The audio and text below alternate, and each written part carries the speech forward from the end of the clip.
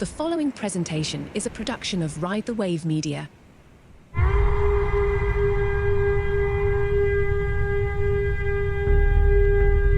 Dressed the most outlandish of the crew.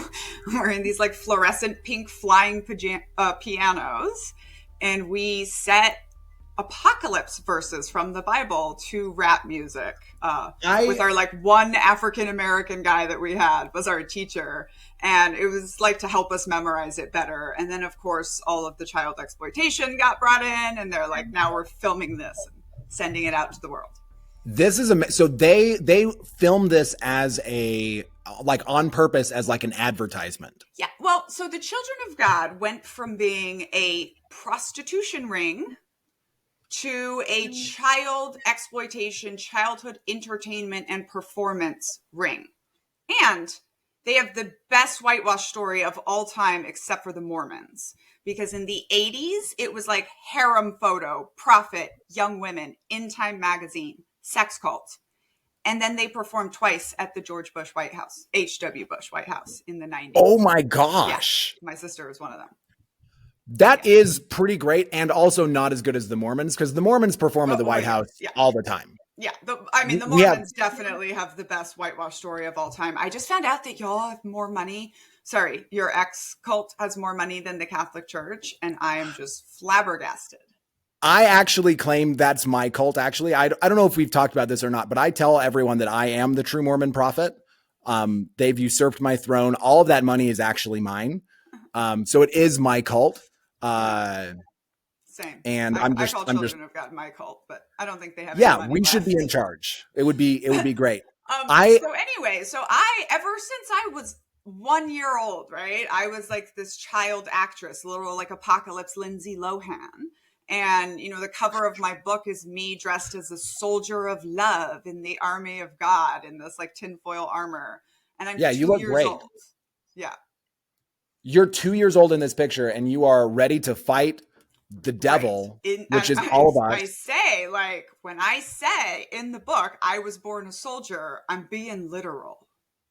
I also am too, right? Like I don't think that people quite understand. Sometimes they think I'm joking, but I was literally raised to be a warrior, like to go out and be ready for the apocalypse to happen. And it was going to be incredibly violent. And I was going to be fighting with the full might of God. And that's left some holes in my life, because I now all I can really do is play Fortnite. And that doesn't quite scratch the itch. I mean, it's because we were raised to die, right? Like in our most formative years, we were told that we were not going to be around today. And we are, you know, and it has all of these effects in our lives. Like we tend to be really bad sometimes at future planning, at financial planning, you know, or about making deep long-term relationships. You know, you have your cult relationships, which is like you jump in with both feet and then, you know, people will move on. At least in my cult, we moved all the time. And then in the army as well. You've like diagnosed me spot on. Here I am. They exactly described me. I call it. So I didn't expect to live past 25 until I was probably like 23. And 25 so I call is the that magic number that they use. Children of God use 25 also. Did it really? Well, so Children of God, it comes out of evangelicalism, but he was heavily, heavily influenced by Mormonism. So it actually took me years of just being like, I have so much in common with Mormons, like ex-Mormons, you know, of all the ex-cults. That's also because purity culture is just the flip side of pedophilia culture. And, you know, the Children of God was right. Yeah. I mean, and I'm so glad we have that in common. Oh my God. I'm so thrilled. All in the comedy special. Like it's all coming out. I'm so can we laugh about this stuff? And, you know, the good news is that there's a lot of us out here. So you guys, welcome to Vibing the Apocalypse. I'm your host, the Fresh King Benjamin, the one and only true prophet of Mormonism. And with me today, I'm very, very excited. I have someone I've followed on TikTok for a long time. You may know her. Her name is Daniela Young, the author of Uncultured, which she sent me I have a signed copy of this book. I'm so excited. Daniela, do you want to introduce yourself and just tell maybe those who don't know you a little bit about yourself? Absolutely. I am Daniela, scholar of cults, extreme groups, and extremely bad leadership. I'm also known as Group Behavior Gal on TikTok and Knitting Cult Lady on YouTube. And also Group Behavior Gal on Instagram, where Fresh King Benjamin, just so you know, many of my followers are very excited for this show. So we're going to have to tell them all about it. So I grew up in the Children of God. I grew up in the Children of God, which is called a sex cult, and truly was, in my opinion. And then I got out when I was 15, got myself an education, and put myself into the U.S. Army. And Uncultured, I wrote while I was watching a cult leader run America, and also getting a degree from Harvard in organizational psychology and looking at groups and what they mean. And a lot of what I do now, I mean, I'm writing another book called The Culting of America, which is really like teaching people about cults and what they are. And that is because a lot of what I do is go on social media and just tell stories about real cult stuff, because I feel like all Americans think they know what a cult is. That's why they think it's a niche thing. But it's really not, right? America is very cult-like, and so many of our organizations are very cult-like. And so, yeah, I call myself the anti-organizational psychologist, because organizational psychologists study essentially motivation tactics, and then, you know, no shame, I guess, but sell our services to corporate America to then get more labor out of you for their good cults, in quotes. And so I just want to spend my life like helping individuals understand groups and systems better, because we're living through the culting love that. of America. And that's actually what connected us. Is I made a video on TikTok where I was just like, y'all, I think that America might be a cult. Like I've left Mormonism. Mormonism is definitely a cult. And when I look at America, there are a lot of similarities, and which isn't I've been, the cult word has been one that has been really empowering for me. I didn't use that when I first left, but the more that I learned about what a cult was and understanding it as like a diagnostic tool, that I'm not being pejorative when I call something a cult. I'm not like name calling. I'm trying to describe like a unique, very specific thing that word is intended to use. And so maybe that's where I'd like to start with you is, how would you define a cult? Like what are the characteristics? What are we saying when we're calling something a cult? Yeah. So one of my just sort of easy to understand heuristic explanations for people is we're trying to describe coercive control, right? When a person comes under the coercive control of another individual, we call that a abusive relationship. But in cult studies, we call that a 1-1 cult. When a person, often children, are being brought up under an abusive person, narcissistic person with an enabler parent, often, right? We call that a like single family cult. Usually comes along with a circle of trust. And then when a person comes under the coercive control of a group, right? That's a cult. And I have it broken down into 10 steps, which I can explain pretty easily. So it's charismatic leader, often with a skinny white woman by their side. It is a worldview shift to come under the sacred assumption. So people think religion, but it's not always religion, but it is a worldview shift, right? You can have a karate cult. It is going to be still as much of a worldview shift as being recruited into Mormonism. And then the sacred assumption, this is the one thing like you have to believe, which for you guys is probably that David, what's his name? Joseph Smith was the one true prophet. Joseph Smith. Yeah. That would be the one thing. David Berg. Yeah. And it's always, the one thing is always that one dude is the prophet. That's always it, is I am the source. And I guess that is because that's the source of the coercive control. I get to be in charge because God is talking to me and only to me. So listen to what I say and do what I say. And let me sleep with your wives.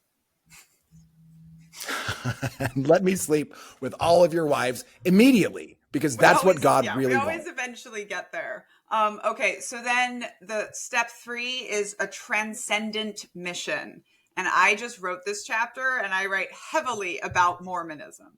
And, you know, this mission that's just so big and so grand that, and also like unachievable because it's very unspecific usually. And oftentimes it's only achievable in the next life, right? In like a religious cult. But this mission is so right that it requires the self-sacrifice of members. And that's step 4, like the constant self-sacrifice and sublimation of the members. Step 5 is isolation. This can be done now with technology and AI in completely different ways. Step 6 that's is fascinating. Can we just pause there for just a minute? Because that step from mission to sacrifice to isolation, to me, perfectly describes my family and what because we were in. There's so many different layers of Mormonism as a cult, right? There's not just the LDS Corp. There's all of these like little sub mini cults all within it, right?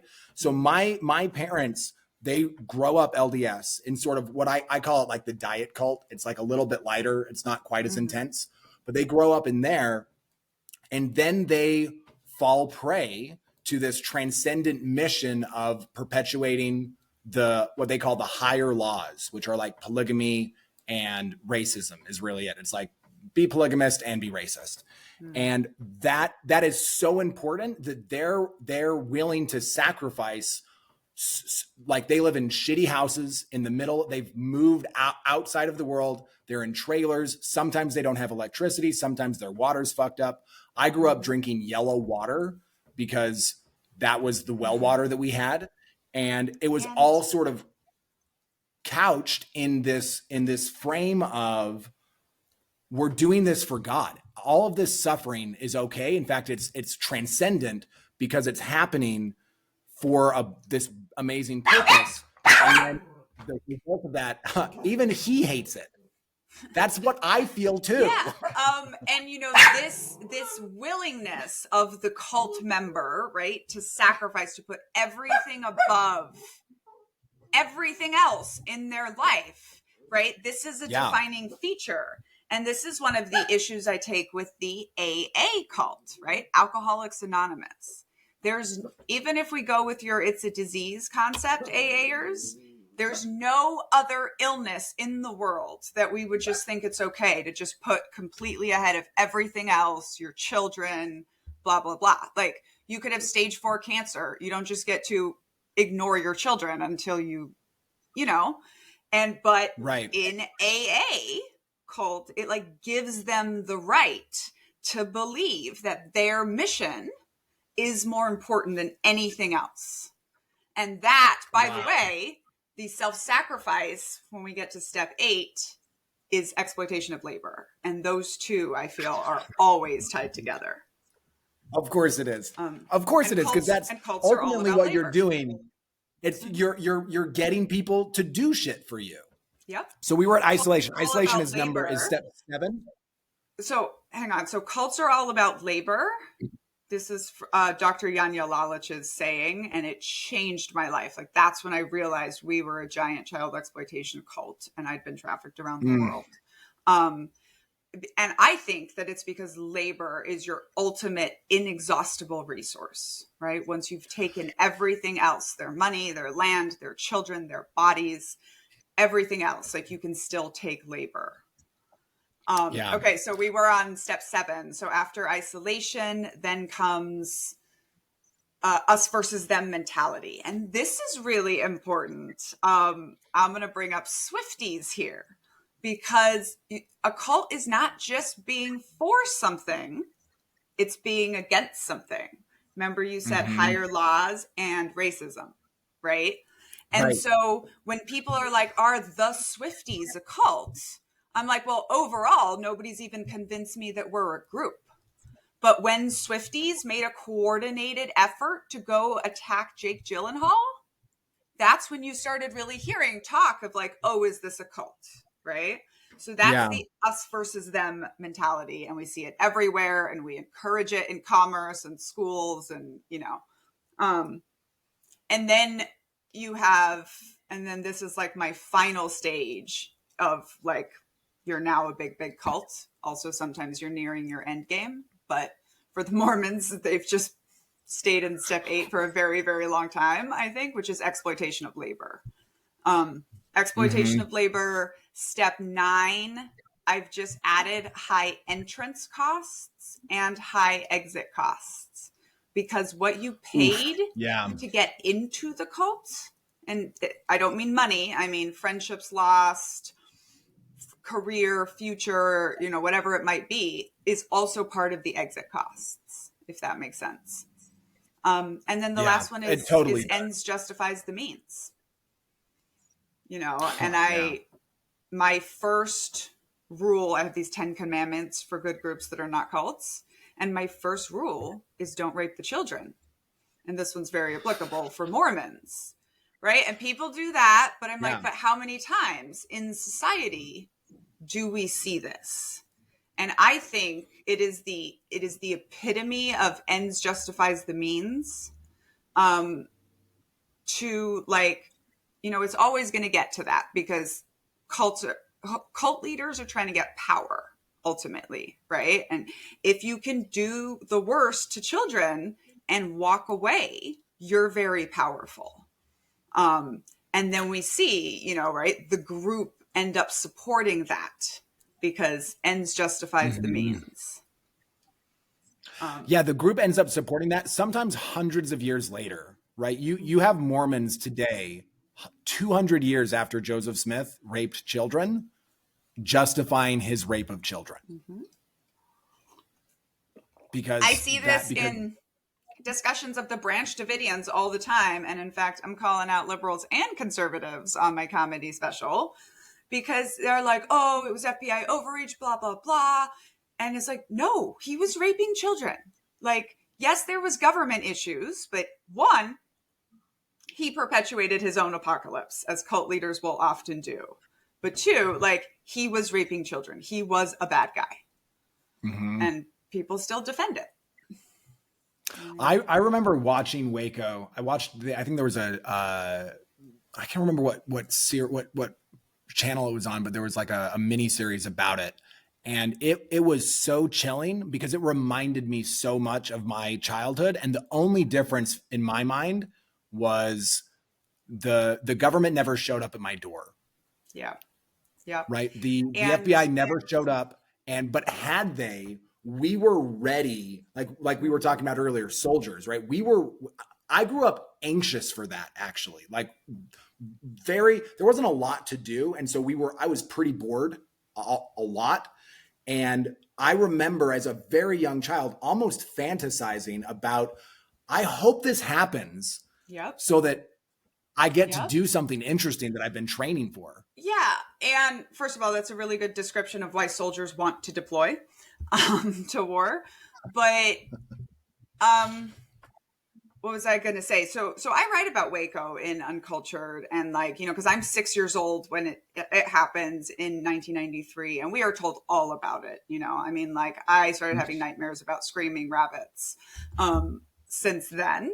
And it was like, we're not a cult. Waco's a cult, but look what Americans do to cults. Actually, this chapter 3, is published in Rolling Stone magazine because it really well shows how they're like programming the children.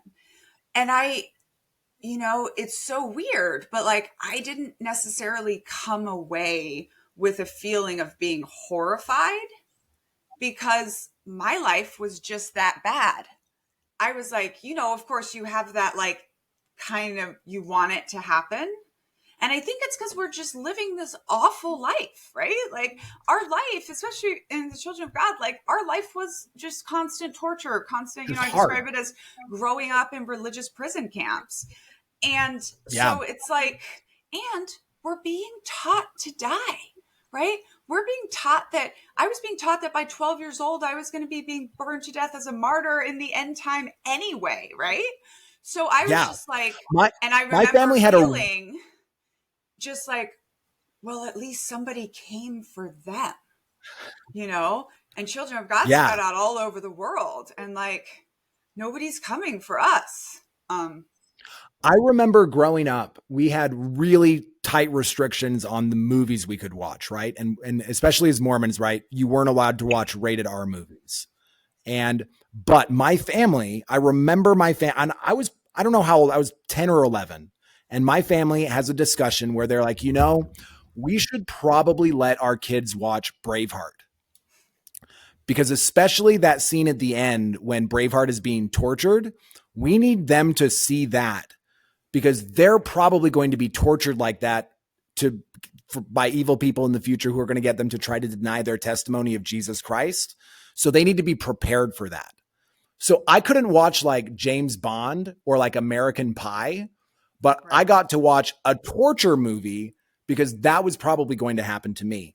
And honestly, like I can say honestly that as a kid, when I was like, cool, at least something interesting will happen. Yep. Like at least we'll actually go do the thing that we've been saying that we're going to do, and not just sitting around. Yeah.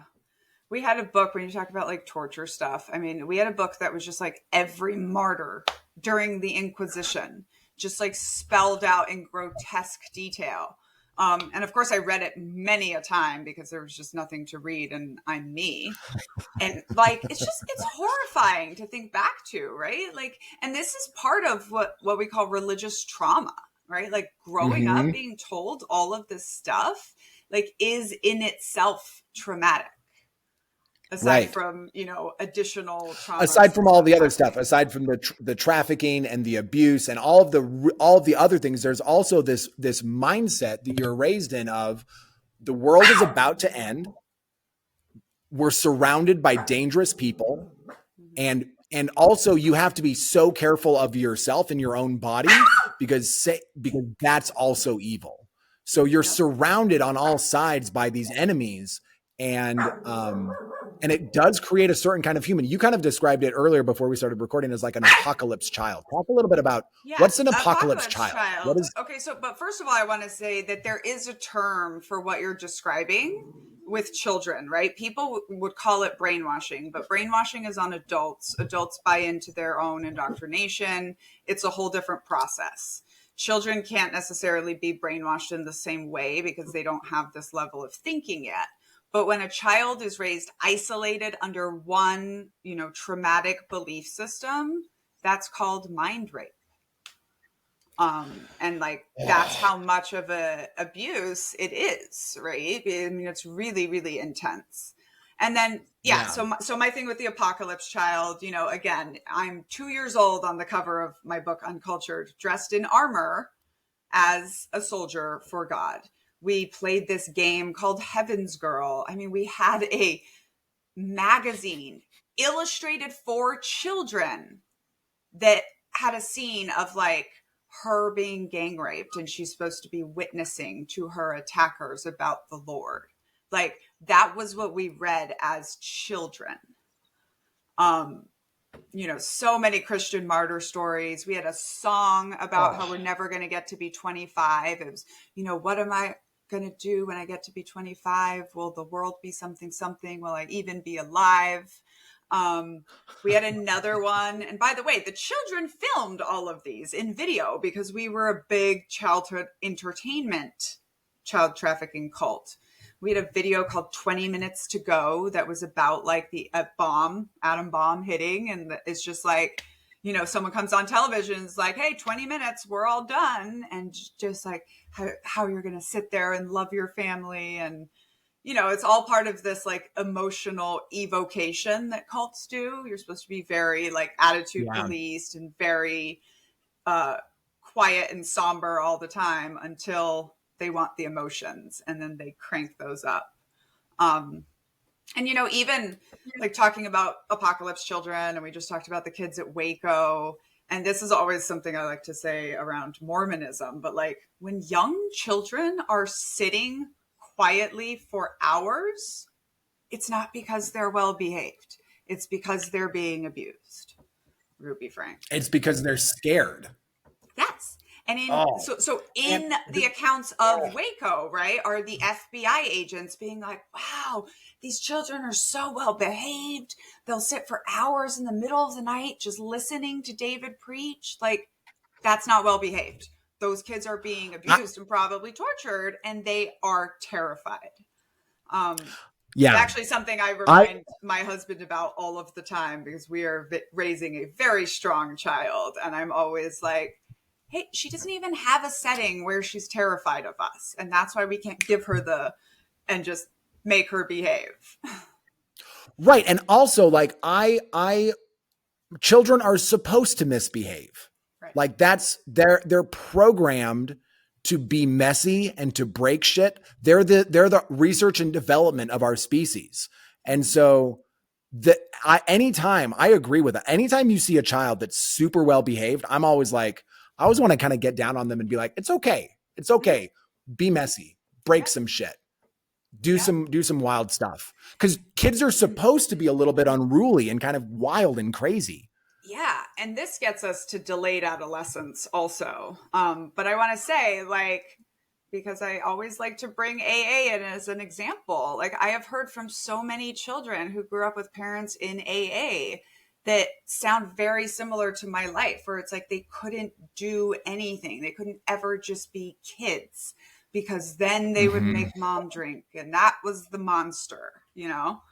And so what happens when we get out of our cults, veterans have this, we saw Prince Harry having this, is, delayed adolescence. Like, you can't just skip childhood. You can't just skip being a teen. When you skip being a teenager, even just because you're in another country, Mormons, you don't understand the culture, because, like what you said about children, like, that's what your middle school and your high school years are for, is pressing against the boundaries and, like, figuring out what is tolerated, what isn't tolerated, like, where's your place in this big group called our society. And we don't know how to do any of that when we get out of cults. And so we have to, like, we just act like adolescents in many ways. Sometimes we're kind of trash people because we, like, lost the whole framework for our lives, and now we're, like, trying to figure out a new one. You've just described, like, the last 3 years of my life. Cause I left the cult in stages. Right. And it took me a while, but once I was fully out and fully free, I sort of had, I don't know where this came from. I think I just kind of intuitively knew that I was severely underdeveloped. I was like, I think that I don't know if I could put an age on it, but it felt like I was, like, in some ways I was like 6, in some ways I was like 14. Like, I felt like I was just this unexpressed child. Yeah. And I sort of knew, I was like, I'm just going to have to do stuff. Like, I'm just going to have to, like, go out and kind of give myself permission to be a teenager as a 30-year-old man, because I have to kind of get that. It's not even that I have to get it out of my system. It's that I have to sort of practice expressing who I am, and then I call it finding the edges, right? Seeing how that bumps up into other people, how it bumps into society, who I am, what I've found. And I think this is really actually important for anyone who leaves a cult. And I think for me, especially, it's in Mormons, right? So I'm sort of really focused on the Mormon people. Those are my people. And I want to help them kind of bridge the gap between their Mormon life and then the life in the outside world. And I really think an important step in that is sort of embracing and intentionally choosing to have a delayed adolescence. Yep. Because you don't know who you are otherwise. Exactly. See, and you see this painting behind me? That's the I actually piece of noticed art that when you I did about my sort of delayed adolescence.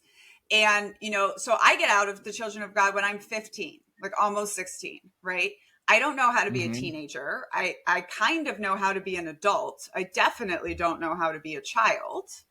And it's terrifying, right? Because you don't fit. And that's what, like, the cult was always telling you, And then going just real quick back to the apocalypse child thing, like, even after we're out of the cult and we've rejected that entire framework, a lot of times we are still in this apocalypse mindset because that's how we were programmed, right? So we're still always waiting for the other shoe to drop. And that can be like really, really hard to get past. But I think what you said about like just understanding that you don't know who you are. Cults give everyone a pseudo personality. That's why people are always walking around with that like cult glaze on their face, you know? Right. Or the cult smile.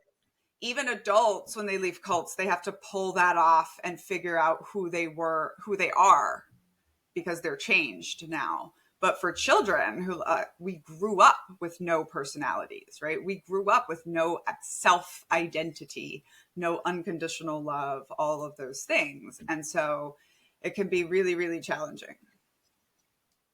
It's really challenging. And I've also found too that it's also kind of a beautiful gift, because there's this opportunity that you have to sort of explore yourself in a maybe a more intentional way, right? Where if, I mean, don't get me wrong, I think I would have loved to have a normal, whatever that is, a normal childhood and a normal teenagehood. Absolutely. It would have been cool to be a teenager when I was actually a teenager, but it has been really lovely to give myself permission to just let whatever kind of wild and crazy thing that's inside of me that wants to express, and then to find that I really like those parts of me, right? Like right after I left, I left Mormonism, I started doing therapy. I realized I was traumatized, so I found a trauma therapist, and I was doing all of this work. My body was shaking all of the time.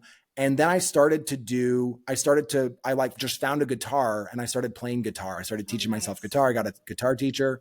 I started writing songs. I started doing comedy. I love that you painted that. I think that doing something creative is such a beautiful way to find yourself. Yeah. And that's really what I've been able to do is find a person inside of me that I really love. Like I really love who I am. And it's thrilling to be able to do that. Because for most of my life, I was taught that the person that I had to repress that person that wanted to come out of me was evil and bad, and I couldn't do it. Exactly. And I mean, the art for me has been such a thing, right? I mean, in Uncultured, you see the moment where I break. And that's when I started like painting and doing art. And it wasn't until just like a few years ago when I realized I didn't have an identity. And at some point, my husband is bragging about my book to someone. And then he said, "Oh, and my wife's painting." And they were like, "Your wife paints?" And he just goes, "Yeah, my wife's an artist." And I never thought of myself that way. And then, you know, the more I went into it, I was like, I am so good at many kinds of art, but I cannot draw because drawing was dangerous. Because you could just get in trouble for the subject of whatever you drew. And, you know, sure enough, when I was 12 and like keeping my stuff in secret, I was drawing like a naked woman tied to an altar with Satan standing over her. So like, hot. That was the childhood I had. Oh God. One of my paintings, I called it "Till Death Do Us Part." And it's like two of those like Mexican skeletons, the Catarinas, like dressed up as a wedding, and then death is just, you know, the sickle like standing there hanging out there. That's so Speaking good. About waiting for the other shoe to drop, right? That's the thing I think that makes me the most kind of equal parts sad and angry at cults is the way that they take the amazing, beautiful creativity of every human soul. Like every human is just so brilliantly creative and artistic and fun. And they take that and they tell them that's bad. And you have to conform that multifaceted, brilliant personality into this thing that is not even remotely interesting. That's just so you walk around Utah and you see the Mormon smile and the Mormon, and it's all exactly the same. It's boring. It's not interesting. And you know that underneath it is this wildly expressive, creative human being that's just been shut down. Suppress it all. Yeah.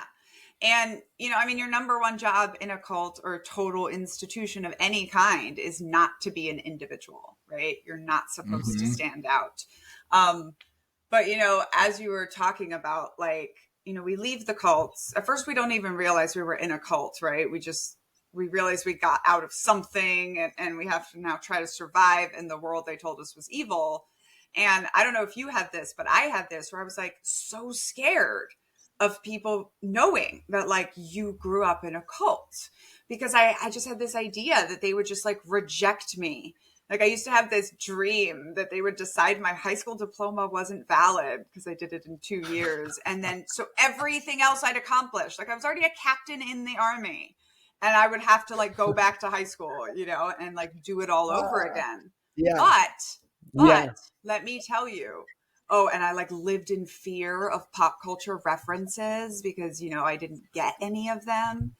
But literally, once I started just telling people I grew up in a cult, I'm like, that was honestly the biggest gift. Because first of all, like Americans love teaching things and sharing their culture and talking about stuff. But also like nobody expects anything, right? Like the thing that was actually killing me, speaking of shutting down your personality, was like I was trying to put myself into this box, I think, of just like skinny blonde white girl from Texas that I in no way fit in. And then I would be so frustrated that people didn't like the real me or couldn't see the real me, you know, and it really was like I had to let her out and stop. Yeah. You know, I just went from cult to super student to super soldier and then to super mom. And then I had to be like, stop, you know, who are you? Yeah. I have found that because I agree. I have a similar that feels familiar, right? When I first leave, I'm like, I don't really want anyone to know. I don't want to just be the weird polygamous kid, right? But as soon as I started talking about it, like especially talking about it, like I first started talking about it like at work, I'd like tell people like some stories, and they were just fascinated, interested. That also is what helped me learn that I needed to go to therapy. Is I would tell stories that I thought were funny, And people would and be they would be horrified. like, Yeah. they were like, "Are you okay?" And I'm like, "No, this is a joke, you guys. I mean, it really happened, but isn't it funny?" That's going to be in my But yeah, comedy special for sure. I found that everyone's really lovely. Americans are fascinated by cults, and especially kind of, you know, again, pitching your comedy special that's coming out. As I started getting into stand-up comedy, that is a huge hook for me. Right. So it's a great way to grab everyone's attention and then make it sort of, then I can do whatever I want with that attention. And I've also been able, because I also live in fear. I used to live in fear of pop culture references until I realized that everyone loves being the first one to show you something. Nirvana. Absolutely. Or This is what I say. Everybody loves being an expert, right? So when they get to teach you, like some of my most insanely viral Twitter threads was when I was writing Uncultured, and I was just asking people for music advice to listen to, because I learned like my brain needs to be a little bit distracted and I know nothing about music, and people were just so excited. You know, I'd ask everyone to share their favorite song and put it in a playlist. But, you know, it occurs to me that this fear that we have, right? Because I have so many friends that are like, oh, I don't just want to be like the cult girl, you know, and I used to joke, like, I'm just going to lean so far into it that I'm going to come out the other side. But I think it's like, that's not really how the world works. People don't just identify you as one thing. That's the way the cults work. Right. So like we're worried that other people are just going to put these labels on us, you know, and as you were talking, I was remembering when like Facebook came out, and I was so surprised that everybody knew their friends' last names, like all of them. Right. Because like, I don't know any of the last names of any of these people I grew up with. I was finding it out as we were finding each other on Facebook. Because, you know, I mean, we weren't individuals. We didn't need last names, you know, I mean, right. And so all of that, right? Like all of my friends, people that know me in real life, of course, know that I work obsessively on cult stuff. but that they don't identify me as like, oh, she's the cult girl, right? I'm just Daniela. We all have pasts, and sometimes they get mad at me because I always have the most extreme stories, but I compare it to Phoebe in Friends, right? Like, we are all so worried that our friend groups are going to reject us if we go through the process of figuring out who we really are. But I'm like, but everybody knows about Phoebe's trauma, and she's definitely quirky, but they love her anyway, right? Like, she has a solid group of friends. Yeah. Yeah. I love too, that epiphany is so powerful, that fear of rejection, that feel of being only one thing, that's our cult brain, right? That's where that comes from, because out in the real world with all of its problems, people are sort of allowed to be a bunch of different things. You have a bunch of different interests. You're more than just your relationships. You're more than just your religion. You're more than just your hobbies. You're all of those things. And this is something so interesting, because I always say I'm from nowhere. Like, I don't have a hometown. My therapist just told me yesterday, like, I think you're from the internet. And I've been thinking about that. But what you're saying, like, I first learned this on Twitter, and then TikTok has been really good for me, because you can't be all things, right? Like, you're the multifaceted, right? So when I used to like meet people and try to introduce myself, you can't, right? It's too strange. It's too complicated. But in 160 characters, like, sometimes I'm just army wife. Sometimes I'm just mom. Sometimes I'm just girl obsessed with Alice in Wonderland, right? Sometimes I'm just crafter. Sometimes I'm artist. And so social media has really allowed me to like develop all of those parts of myself and be like, I don't just have to be cult lady, right? I can be all of these things. So that's interesting. Yeah, and I can really own that. I've been able to sort of reintegrate that cult personality back in and be like, that's who I am, but it's also not all I am, right? And that's fun. It's fun to be able to own that part of myself, and to have access to that part of myself, and also be able to be other things. Yeah, for sure. Yeah, and that's part of I it. feel like, I just tell people, like, my thing is like, wear wacky outfits, right? Because in every cult, you are under both attitude control and appearance control, right? Like, it can be all kinds of appearance control, but remember, you're not supposed to stand out. And actually, this is one of my collars that I make out of crochet. And I call them the dissent collars, because like, cults want you not to be unique. And we are like, no. I actually do all this clothes design. I call it a scarfigan. I take a scarf and I turn it into a cardigan. And that's so great. I buy clothes at thrift stores and chop them up and add yarn. I call them my reconstruction deconstructions.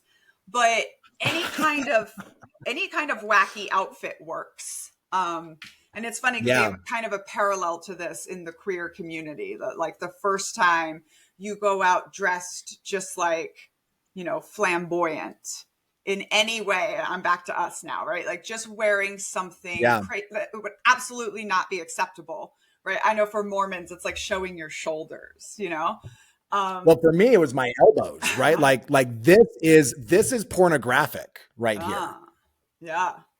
I feel that so hard. The finding clothes and using clothes as a way of self-expression has been so much fun. Oh, yeah. And it's also, and it really has felt like a reclamation of myself, because the clothing was so controlled, right? You could only wear this, right? It had to be a certain length. You had to have stuff underneath it. And this is why I like it as a deconstruction tool, right? Because it reinforces subconsciously, like, you belong to you.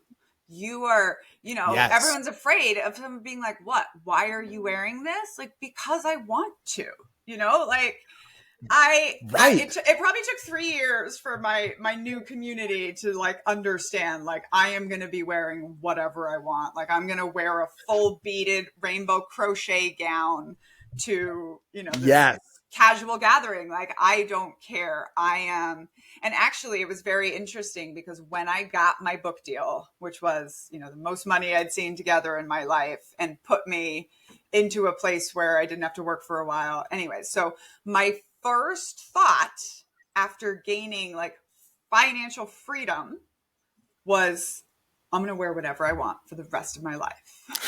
Like, I'm going to be an author now. I'm wearing whatever I want for the rest of my life.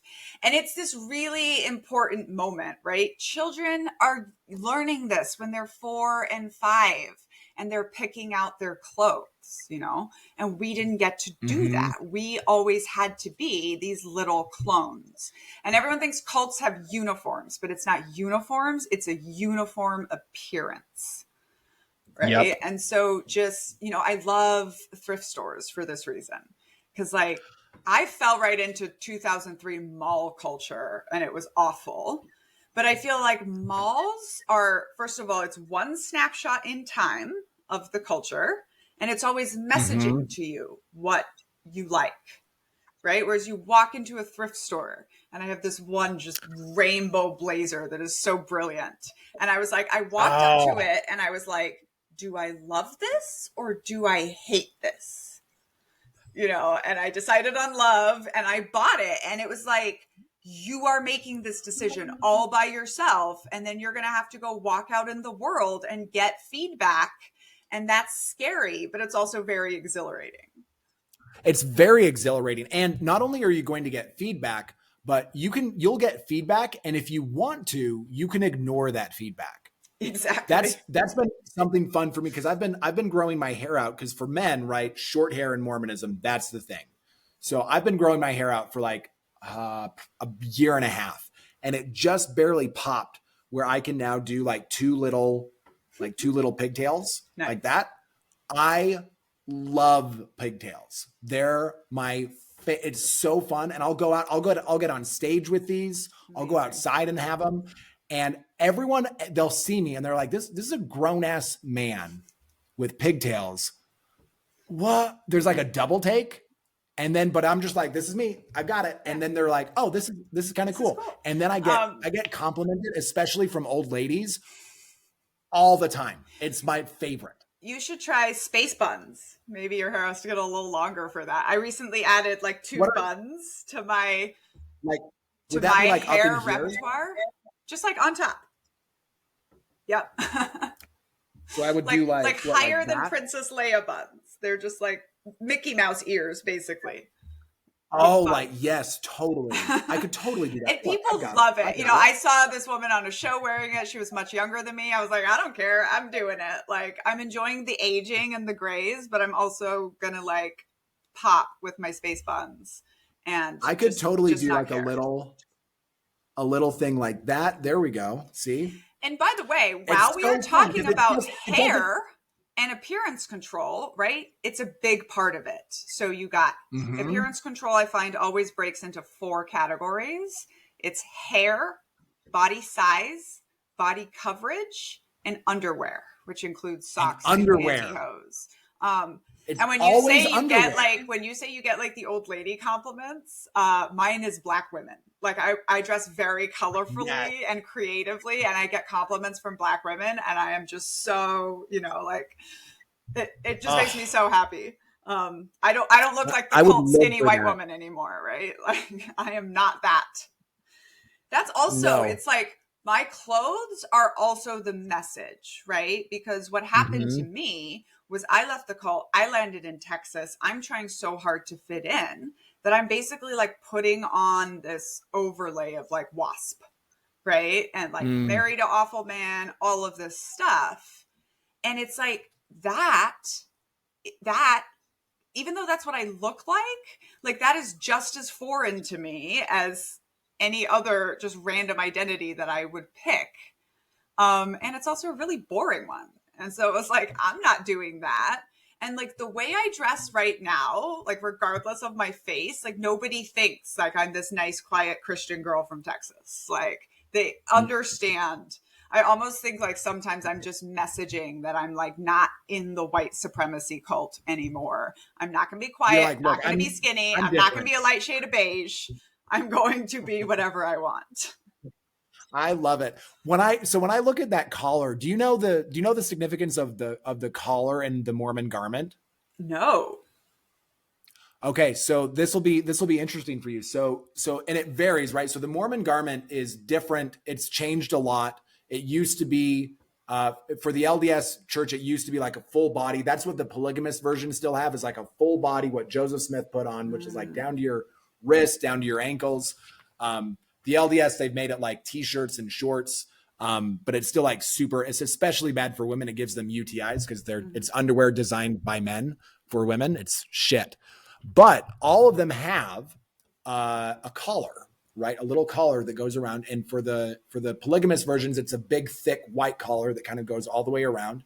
For the LDS, it's like this short little lace collar for the women and a short little collar for the men. But it literally represents being yoked, right? Like being yoked like an ox for Jesus, right? And the And so children I of God, we would love, actually wear yokes, like yoke earrings, or that was like the only kind of jewelry you could get away with was if it had a yoke on it. I love that you've taken that and that you've turned it into this Like this fabulous is exactly the expression opposite of like the Mormon collar. exactly the opposite. It's like the yoke. It's like, I'll yoke myself with whatever the fuck I want. Yep. And today You it's belong to sparkly yourself. puffs. I like how you said that. I'll yoke myself. Like you belong to yourself. And I always I tell my belong to audience me. too, like when you leave, you're jonesing for the mission, and it's okay for the mission to be you.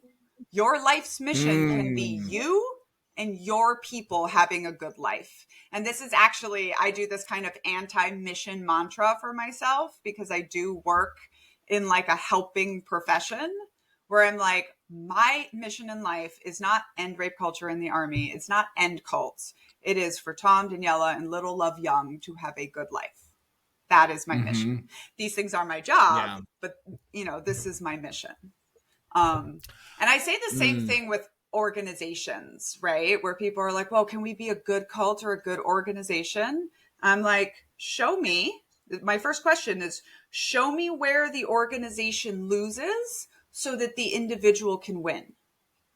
Because for a system to be valid, good and bad are not scientific terms, right? But for a system to be valid, it has to be self-sustaining. And if the individual is under constant self-sacrifice and self-sublimation, your system is not self-sustaining. It's not valid.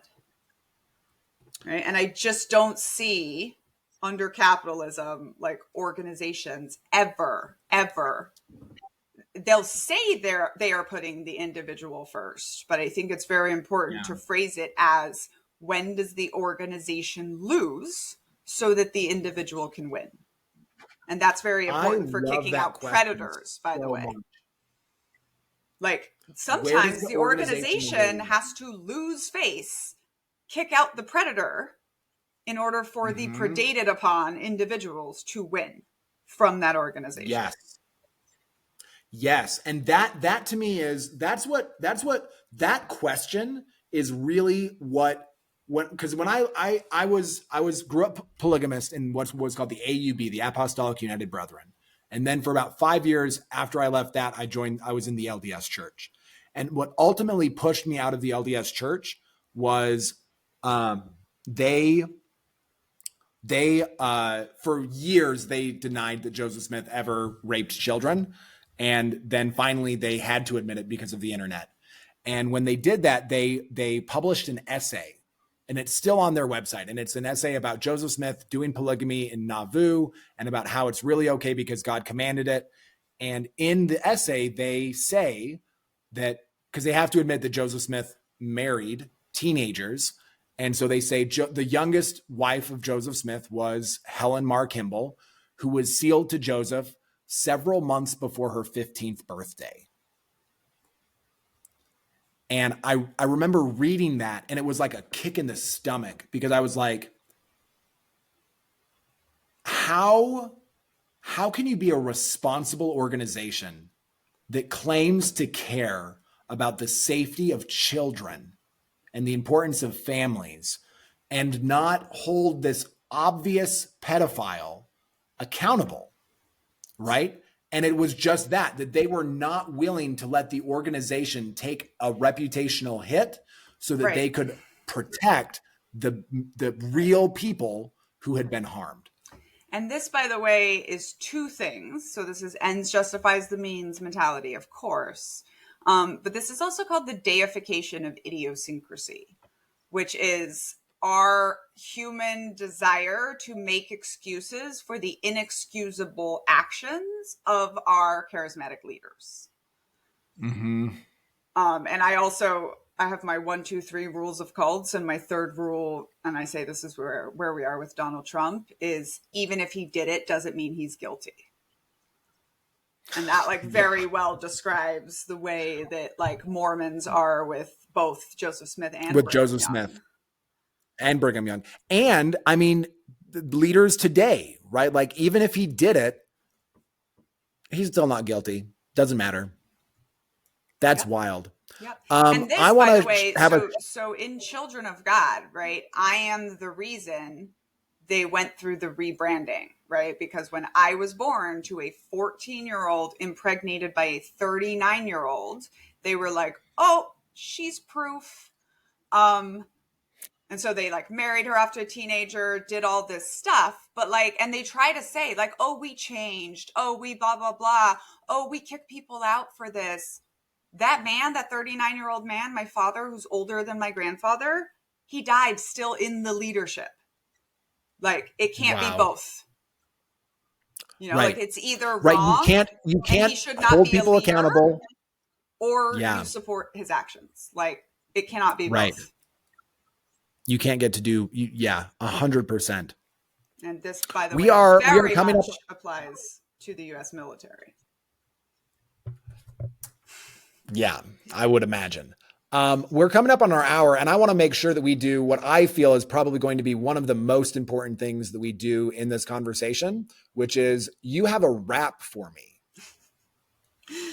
I do, yes. So, since this is the Apocalypse podcast, and I describe us as apocalypse children. Well, we had this whole book of Bible verses we had to memorize. And by the way, I'm 10 years old here. So you memorized thousands of scriptures at age 10. Thousands of scriptures. When we got to the end time verses, which are very like difficult language and concepts for young children, we're struggling. We have this African-American uncle who's our teacher. And so we put together this rap. And then, of course, the child exploitation people showed up and filmed it for, distribution to our entire 10,000 person army of God.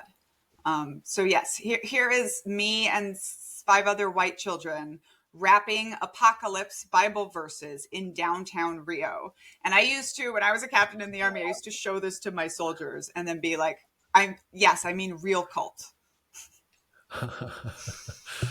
I'm so excited for this.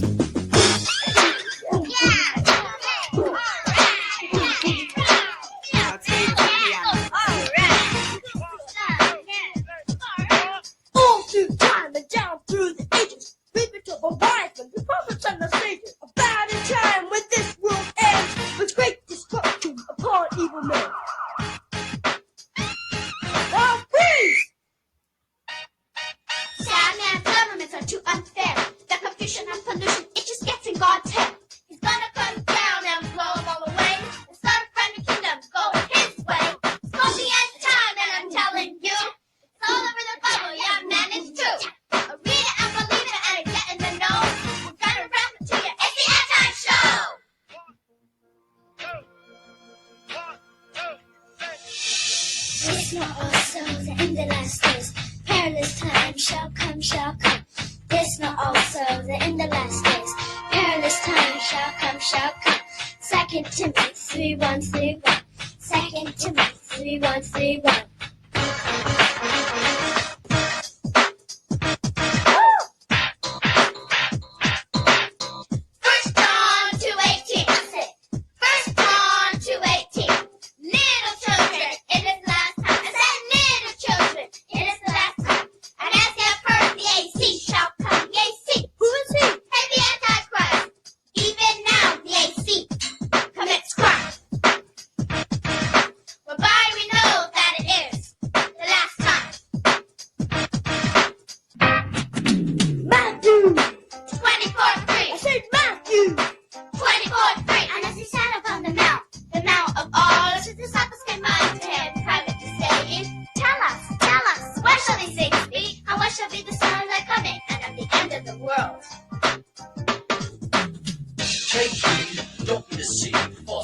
hitch a ride.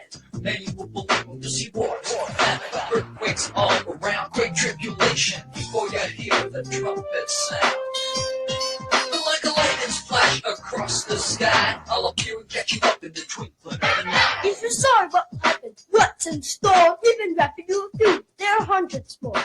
But don't be worried, don't be scared. Just be wise, open your eyes, memorize, and be prepared. I want to say that again. Just be wise, open your eyes, memorize, and be prepared. Wow.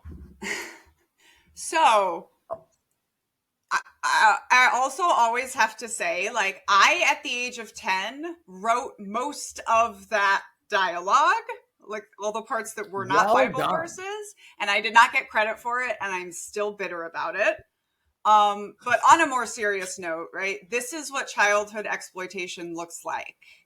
And that boy didn't survive our childhood. Oh man. Anyway, you know, it takes a cost. What has been interesting is that since I've been like doing this stuff on TikTok, I have met people that were like, oh my God, we watched that growing up. Like, y'all religious people. And people have even said, I used to wonder how they got kids to like do that. And you know, I have a chapter about the filming in my... I have a whole chapter about that in my book. Well, in Un-American, which is my new project that I'm going to release soon, which is I'm so excited for that. Cult stories and army stories, but instead of focusing on group behavior, it's focusing on power, privilege, whiteness, otherness, and what it means to be un-American / un-American. Ooh, I love that. Yeah. That video, it was hilarious first, and then it was a little chilling. And so like just looking at the title, right? Inspiration time, end time rap, family fun. Because what's more fun for your family than a little end time rap? A rap about the end of days. Oh my gosh. Yeah. I liked how you guys called him the AD. You see, right? We are children chanting about dying in terrible ways. And in like awful ways. Smiling and bopping. Right. You're bopping. You're the one with the piano on it. Yeah. The piano outfit, right? Yeah. You're just like crushing it. You're like having a great time. But what we're talking about is so it's weird because it's like your initial response is like, oh, that's kind of cute. Oh, that's kind of silly. But the more you, and then at the end too, it's like all of these terrible things we've described, this end time is coming. And what's the solution? Memorize Bible verses. Yep. That's the way out. I mean, it was so, and then, you know, like even going into it further, like, of course, this was like exploitation writ large, but it was like, they took this little project that we did with our teachers to help us memorize something that we had to memorize. And then they made us do hundreds of hours of labor turning it into that. Where, of course, we would get beat for misbehaving, right? Right. Yeah. And that's the dark underbelly, right? And that really is the dark underbelly, I think, of so much of, I mean, this is just from like the Nickelodeon stuff that just came out recently, right? But so much in America, and this is maybe a whole conversation for another show, is I grow up and I've just learned that I was labor trafficked like 3 years ago because I didn't have that language, right? I learned what that was and I was like, oh my God, that's what happened to me. And the more I talk about it, the more I realize that is not uncommon in the United States of America. I mean, the United States of America has been built on the backs of slave labor and female labor and child labor. Yes. And I have a t-shirt company called Disrespectful T-shirts that I'll give you the link of for this show. I have a t-shirt that says America wasn't built to protect children. And by the way, the printer held it in review for 3 days. I I mean, it just is, right? So I think the Mormons are probably some of the biggest child traffickers in the world. And by the way, 100%. the missionary deployments where they hold their passports, that's in the international definition of trafficking. If an organization is holding your passport and you are of an age to hold it yourself, you are being trafficked. Yeah. And not only that, There's because no they're so brilliant at it, Yeah.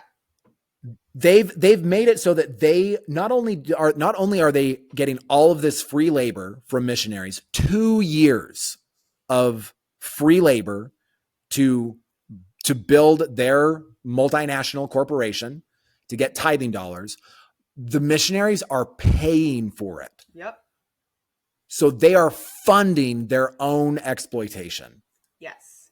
And by the way, in cult studies, we have something called identity breaking indoctrination, right? This is when you're first brought into the cult, or this is basic training in the US Army. My chapter on basic training is called Drink the Kool-Aid. And as children grow up in the cults, they realize that they have to identity break the children, right? Because growing up like that is different. This is where the Troubled Teen Institute comes in, right? This is what they're doing. And the Mormons themselves compare the missionary trip to military basic training and say that your most important convert is yourself.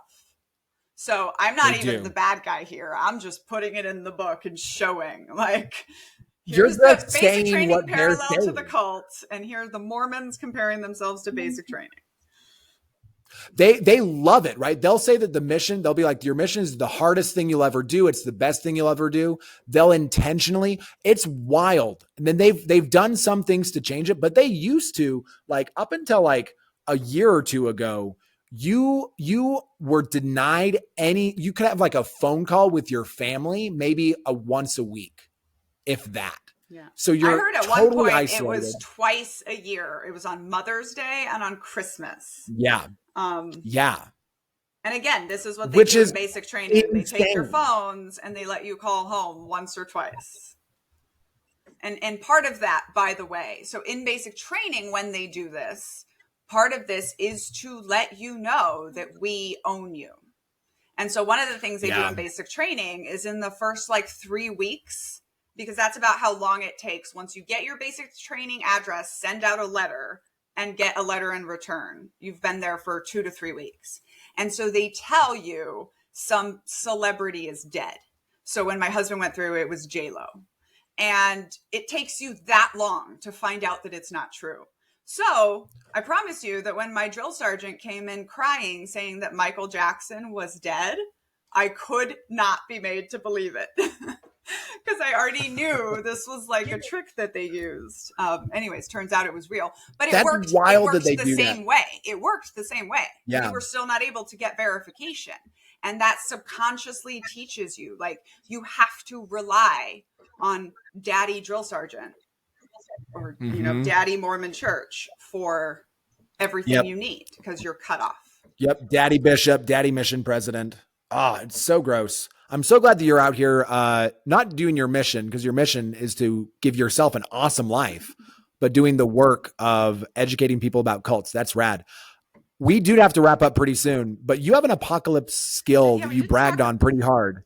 So we didn't talk much about the apocalypse. We did in our pre-show, but I just want to touch real quickly on one of the themes that we talked about, which was there are a lot of us out in the world, a lot of cult kids, so many cult kids. And if you don't think you're one, but you read Uncultured and you relate, you were probably one. You probably are. And the good thing is, like, so we see cults pop up in times of social turmoil. And what we're going through right now is definitely a time of social turmoil. We're pulling down systems. We're coming up with new ones. Maybe we will have some kind of actual apocalypse, but maybe that's just our cult baby minds. But we have a lot of skills, right, for this. We are good with a mission. We are good with working hard. We are very creative. You know, we never say never. But this can also lead us into like more cults, right? So that's just something I always want people to notice, that the important part of doing your deconstruction is like finding your own identity, but also finding out what impacts the cult had on your personality and identity. Because once you realize that, right, like I'm jonesing for a mission, cool, you can go pick a better mission, you know, instead of like going headlong into another cult. So I do have the coolest apocalypse skill ever. I spent a really long time thinking about it. I mean, one of mine is just storyteller, right? And especially in apocalypse, do we need the storyteller? But okay, so I mentioned I broke down, right? Like I tried to run from my trauma for 10 years, became a captain in the army, completely broke. I won a marathon, and 2.5 months later, I'm being evacuated for something we think is a very, very serious thing, potentially fatal. And one of my symptoms is that I was lactating and I had no baby. Yeah. So it's, you know, turns out it's like a hormone thing, but they couldn't figure it out. I eventually, you know, I just think it was my big cult break. I recovered. I had a baby. I produced so much milk. I fed 7 other babies. Whoa. And I'm still, my child is 8, not lactating. Because the only way they stop that is by giving you a pill that lowers your prolactin. But I don't have that. So I think that in the apocalypse, I'm just like a little baby feeder and child feeder even, right? Because, you know, feeding kids up to 4 breast milk throughout the non-developed world helps children's mortality not be that low. So yeah, that's my cool apocalypse skill. And I bet you've never heard anything like that. I've never heard anything like that. And I'm so excited to have you on my apocalypse team, because we are going to need to feed lots of babies to rebuild the world. And now we can have cheese and ice cream. And sunscreen. Breast milk makes very good sunscreen. And also it helps heal wounds. You put it in your eye when you have an infection and the infection will be gone. I mean, it's crazy. It really is. It's like the nectar of the gods. When the kid you're feeding is sick, it changes so that it gives the kid what it needs. And when you're feeding, like breastfeeding like a 2-year-old and a newborn, it produces newborn specific milk, not 2-year-old milk. Like it's crazy. Wow. There are also whole like breastfeeding cults, and La Leche League might be a little bit cult-like. Look, I've been it's a in good enough apocalypse skill to have, you know. I've been in enough cults run by men that I would give a breastfeeding cult a try. I'd at least check them out. All the ones I've seen are still mostly run by men, though. Damn it. Herein lies the problem. You know, this is an interesting topic, right? Just here at the end, because people are always like, why are they always men? And of course they're not. There are many women cult leaders, and there are definitely many heads of like narcissist heads of families that are women. But I think the reason is because coercive control plots very closely along a patriarchal line, which 1 means it always hurts the women and children, and 2 means that a woman has to work that much harder, right? And you see this with me in the army. As a woman leader in the military, I have to work that much harder, and when I fall, it will be so much more celebrated. Right? Elizabeth Holmes of Theranos, or even Marissa Meyer of Yahoo, right? Because that woman stepped out of line.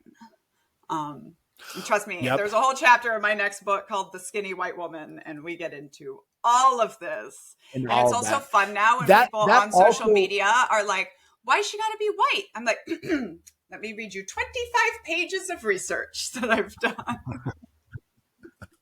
That's because what white women are doing.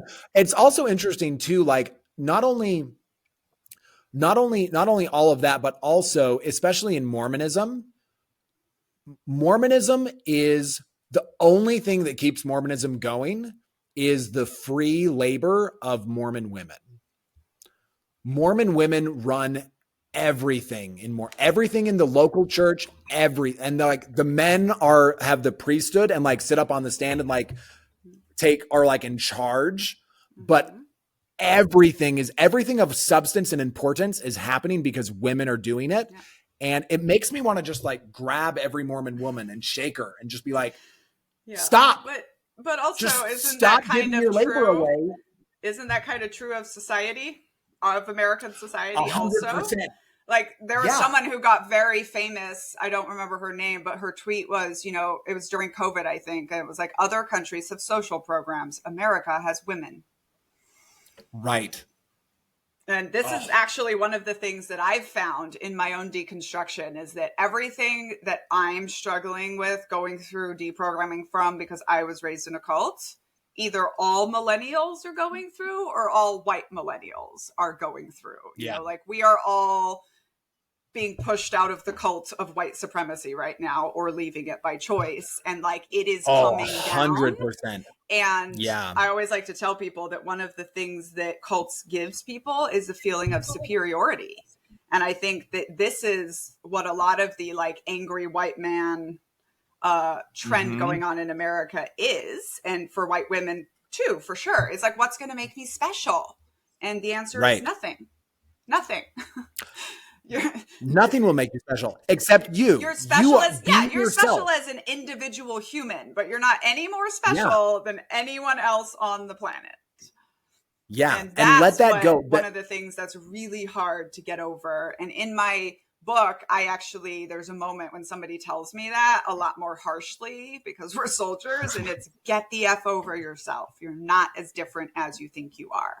And that is what I tell people all the time now, that like, your cult experience, while it didn't meet the average American experience, wasn't different than any other cult experience. It is all programmatic. It is all coercive control.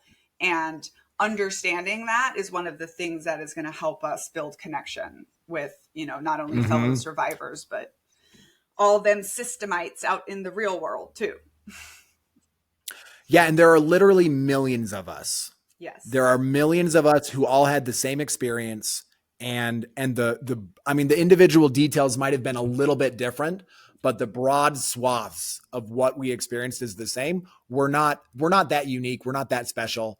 And I've found, like, at first, when I first realized that it did make me feel sad and small, I was like, but I want to be special. But it's actually, as I've sort of sat with that, I've actually felt like a really profound sense of relief that I don't have to be the chosen one. Exactly. This is not all up to me. I don't have to fix everything. No. I get to just kind of be, like you said, kind of focus on my world and be me and try to build the best life that I can for me, and then do what delights me in the world that ultimately does, I think, have a positive impact and will make the world better. But I don't have to save the world, which is great because I can't. I'm just a teeny tiny little cult baby. Yeah. From And Wyoming. that's the real impact of growing up the apocalypse child, right? Is that we feel like we have to save the world. And, it's this process, I call it becoming less narcissistic, but more selfish. Like, because cults give you that sense of narcissism, right? I'm so special. This sacrifice makes me special. These works make me special. But we don't know a single thing about self-care or what we really want or, following our own passions in life. And I think that because mission, community, and purpose are things that all people look for, we cult babies don't realize that we have those dialed up to 1,000. And so we see people really struggling for community. But what they're looking for is an overly enmeshed, unhealthy community in the first place. And part of what we have to do is like demissionize, right? And just like your purpose can be small, your mission can be you. You do not have to spend your life trying to change the world. If you do, awesome. Yes. But that little burden that you were given when you were born Like, you can put that down. You don't have to keep Yeah. holding that duffel bag up in the sky, which is a reference to the Right. prologue It is of my not book. your job. It is not your job. I love that. That is such a great, I think it's such a relief to understand that. And then what you get to do is then inhabit your own life. And I think that, because I think that we do need changes in the world, right? The world does need to change and heal, Right. but that's only going to happen when people inhabit their own lives and begin to sort of care for their immediate surroundings, right? Where they are right now. Yeah. And so, like, oh God, what were you just saying? Sorry. What did you just say? Just that setting that burden down is a relief, and then it allows you to sort of drop into your own life and live your own life.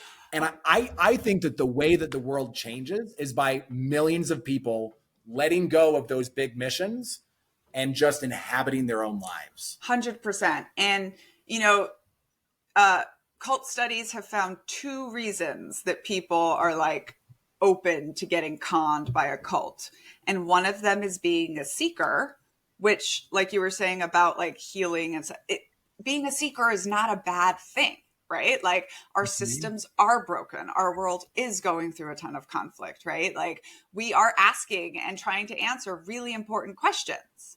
But the other one is lack of social connections, right? And so the more, what was happening with me was I was telling myself I was so different, right? Like, oh, of course I'm traumatized. I grew up in a cult. Of course nobody can understand me. I grew up in a cult. And realizing, like, no, human beings can understand each other, right? Sometimes you have to learn how to tell your stories better, but we can all understand each other. And so the more you build community by inhabiting your own self and, being who you are in the world, that's going to make you less vulnerable to our tendencies to be seekers leading us into negative groups. Yeah. And the more healthy groups we start to build, right? Because you're building community and groups from this place of healed, not from this place of I'm empty, fill me up. Yeah. And enmesh myself with you. And one little comedy point before we go, like, if you describe yourself as growing up in something, you were probably in a cult. When I say I grew up in the Children of God. People say they grew up in Mormonism. When I didn't know the Salvation Army was a cult until I heard people saying, I grew up in the Salvation Army. I'll tell you everything you need to know. And we say this in the military. I grew up in the Army, talking about sort of being babies when you join and growing up. And they say it in AA too, of course. So just a fun little last one for you. Before we go. That's a little hack for you listeners. If you're saying that you grew up in something, that something is probably a cult. Daniela, it has been such a lovely privilege to chat with you today. I feel so special that you came on my podcast. Are there any, you finished a sleeve. You're my new scarf. Oh my God. Oh, that's going to be so great. I love it. Any final thoughts from you, or is there any projects you want to let people know about? Where can they follow you? What do you want people to know? So please come follow me on YouTube. You can see my TED Talk and all of my stuff there. Easiest way is just type Knitting Cult Lady. I also have a big community on TikTok, which is inching toward 100K. I keep saying this weekend, but it keeps not happening. But when it hits 100K, I'm announcing my next project that I'm releasing, which is Un-American. I call it a mini memoir. Like, I wrote a second book after Uncultured. It just didn't get traditionally published. And so I'm going to put it out in non-book form. And I'm going to announce that soon. So come follow me on TikTok, or if you subscribe, you get it for free. And that's mostly me. I sell autographed copies of my book as well. And I'm on most social media at Group Behavior Gal or Knitting Cult Lady. Hell yeah. Thanks so much for coming on. You're rad. And I'm so stoked that we were able to connect. Everybody stay safe out there, and we'll see you next week.